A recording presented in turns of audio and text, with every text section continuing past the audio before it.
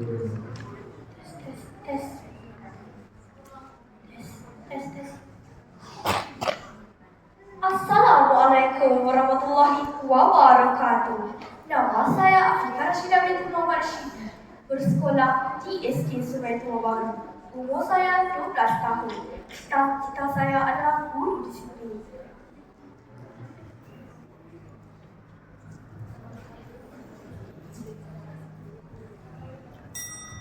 Assalamualaikum warahmatullahi wabarakatuh. Segala penghargaan saya kagumkan kepada pengemudi majlis yang benar mengemudi acara.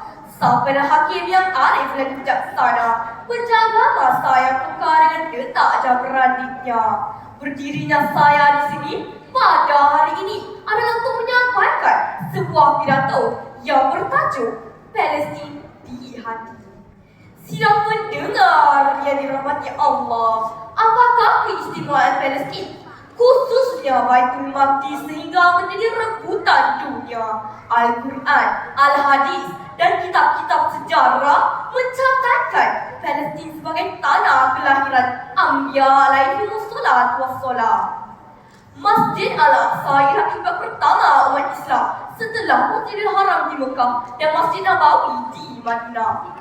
Dinyatakan dalam Al-Quran merujuk kepada keberkatan yang terdapat di sekeliling Masjid Al-Aqsa. Subhanallah. Sidang pendengar yang dimuliakan, pergolakan di Palestin berlaku zaman per zaman. Bagaimana yang berlaku? Bermula pada tahun 1948, negara haram Israel ditubuhkan, hak rakyat Palestin dinafikan.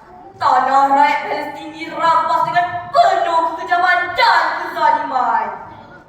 Pergolakan di Palestin tidak pernah berakhir.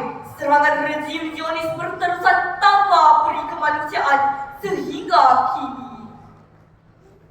Dinyatakan dalam Al-Quran merujuk kepada keberkatan yang terdapat di sekeliling Masjid Al-Aqsa.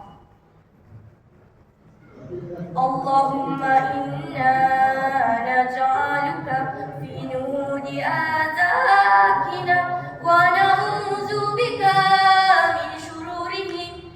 Teruskan berdoa, banyakkan bermunajat, hulurkan sumbangan keuangan walaupun sedikit, kerana ia besar nilainya di sisi mereka.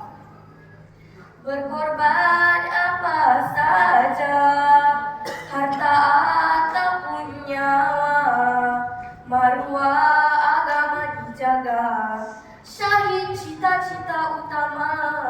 Wabillahi taufiq wal hidayah. Wassalamualaikum warahmatullahi wabarakatuh.